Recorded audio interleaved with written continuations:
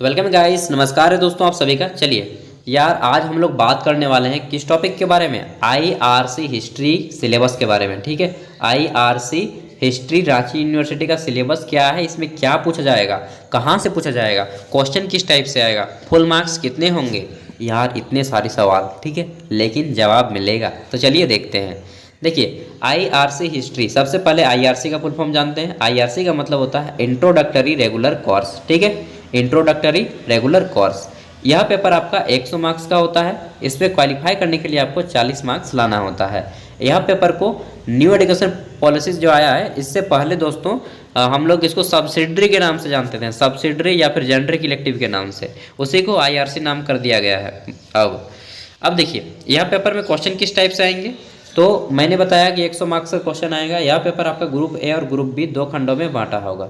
Group A में आपका 1 marks वाले टोटल 10 क्वेश्चन और 5 मार्क्स वाले टोटल 2 क्वेश्चन होंगे, यानी कि ग्रुप ए आपका 20 मार्क्स का होगा। ठीक है, ग्रुप बी आपका 80 मार्क्स का होगा, जिसमें 20 मार्क्स वाले किसी 4 प्रश्न का आंसर करना होगा। टोटल आपके 6 क्वेश्चन होंगे 20 मार्क्स वाले, किसी 4 का आंसर करना होगा। ठीक है, यानी कि ग्रुप बी 80 मार्क्स का होगा। ठीक है, और इसमें 40 मार्क्स लाएंगे तो आप पास हो जाएंगे। ये तो हो गया ग्रुप। अब बताइए कि पढ़ना क्या है बॉस। तो चलिए बता देता हूँ बॉस, पढ़ना क्या है इसमें। इसमें आपको पढ़ना है इंट्रोडक्टरी हिस्ट्री, यानी कि इतिहास का परिचय जानना है, समझे। हाँ, तो इतिहास को जान लीजिए क्या है इतिहास। तो चलिए देखते हैं। यहाँ पे टोटल आपके जो सिलेबस है वह 4 यूनिट में डिवाइड किया गया है, यानी कि 4 इकाई में बांटा गया है। समझ लीजिए कि 4 को पार्ट में बांटा गया है, 4 को चैप्टर में। पहला चैप्टर है आपका व्हाट इज हिस्ट्री, इतिहास क्या है, डेफिनेशन।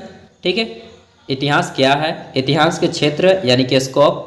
फिर बोला गया है कि रिसेंट ट्रेंड्स इन हिस्ट्री, इसमें आपको इकोलॉजी एंड एनवायरनमेंट यानी कि पर्यावरण और पारिस्थितिकी दोनों को ध्यान में रख के पढ़ना है। ठीक है, आगे क्वेश्चन आ सकता है आपका कि सोर्स ऑफ हिस्ट्री, यानी कि इतिहास जो है का स्रोत क्या है, हमें इतिहास की जानकारी कहाँ से होती है। इसमें आपको पढ़ना है साहित्य स्रोत। ठीक है, इतिहास के साहित्य स्रोतों को बताएं, इतिहास के स्रोतों को बताएं, ऐसा क्वेश्चन आ सकता है। इतिहास के पुरातात्विक स्रोतों को बताएं, यानी कि आर्कोलॉजिकल सोर्स। फिर है oral source and digital source, यानी कि इतिहास के मौखिक और आधुनिक स्रोतों को बताएं। सभी नोट कर लीजिएगा। ही इंग्लिश में है बट मैं आपको हिंदी में बताऊंगा यार, क्योंकि मैं भी सरकारी स्कूल का बच्चा था। कोई बात नहीं, सरकारी स्कूल प्राइवेट स्कूल ये सब खेला है लाइफ का, अमीरी और गरीबी का।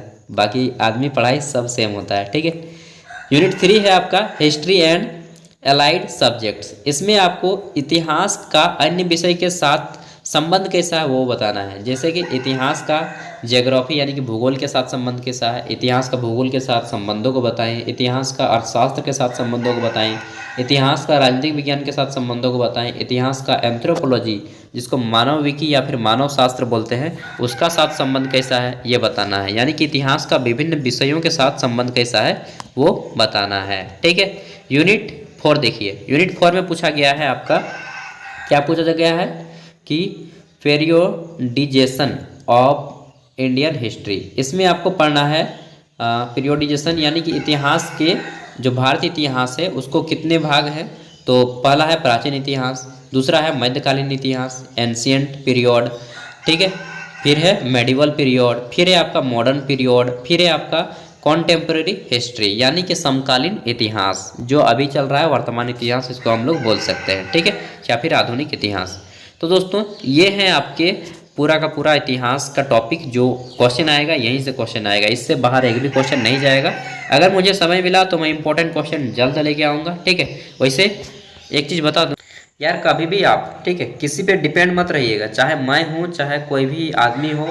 ठीक है, किसी पर भी डिपेंड मत रहना, खुद पे काबिलियत रखना कि हाँ मैं एग्ज़ाम दे रहा हूँ खुद के बलबूते पे, मैं मदद कर दूंगा वो प्लस पॉइंट हो जाएगा। लेकिन आप कभी किसी पे डिपेंड मत रहिएगा प्लीज़ यार, नहीं तो आपको अभी मैं मदद कर रहा हूँ कल दिन ना करूँ तो फिर दिक्कत हो जाएगा। इसलिए किसी पे डिपेंड ना रहिएगा। ठीक है, बाकी जो लोग डिपेंड नहीं रहते हैं मैं तो उनके दाद देता हूँ कि यार अच्छा है, बस इसी तरह से आपको नीति फॉलो करना है। हाँ, अगर कोई मदद करता है तो वो ले लेना है, वो उसको आप प्लस पॉइंट समझ लीजिएगा। चलिए यार ये भी अच्छा है।